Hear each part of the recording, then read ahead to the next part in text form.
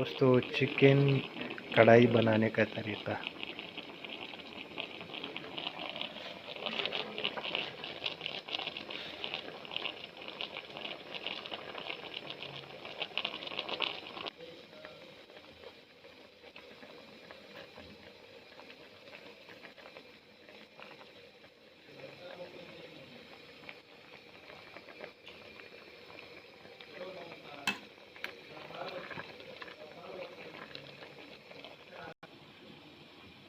جی دوستو، گوشت کے اندر پانی ختم ہونے کے بعد حسب ضرورت کوکنگ آئل ڈالنا ہوتا ہے۔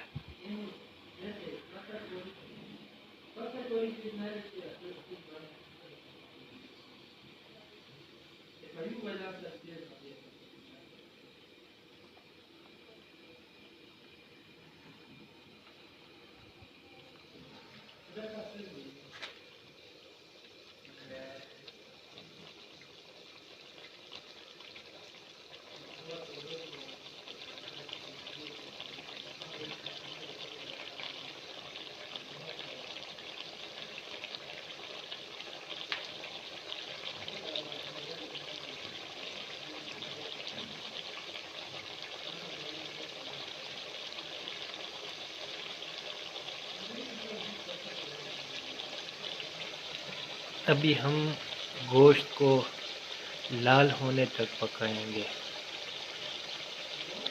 اس کے بعد ٹماٹر ڈالیں گے، اس کے اوپر ہم کڑھائی کا مسالہ ڈالیں گے، لاسٹ میں ہم اس کے اندر سبز مرچ ڈالیں گے۔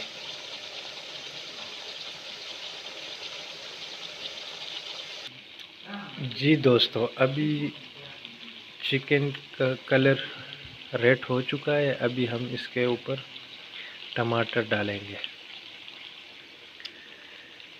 یہ ہم نے ٹماٹر کاٹ دیے ہیں، ایک عدد چکن کے لیے آدھا کلو ٹماٹر کافی ہوتا ہے، ہم نے بھی آدھا کلو ٹماٹر کاٹے ہیں۔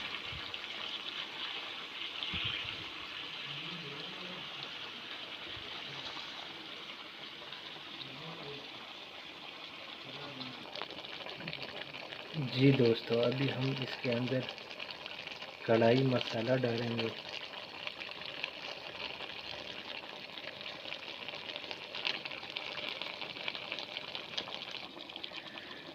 ابھی ہم کڑھائی کے اندر سبز مرچ ایڈ کر رہے ہیں،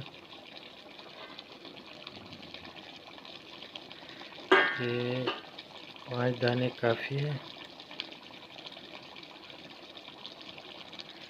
اس کے ساتھ ہی ہمارا کڑھائی تیار ہو جائے گا۔ ویڈیو دیکھنے کا بہت شکریہ دوستو۔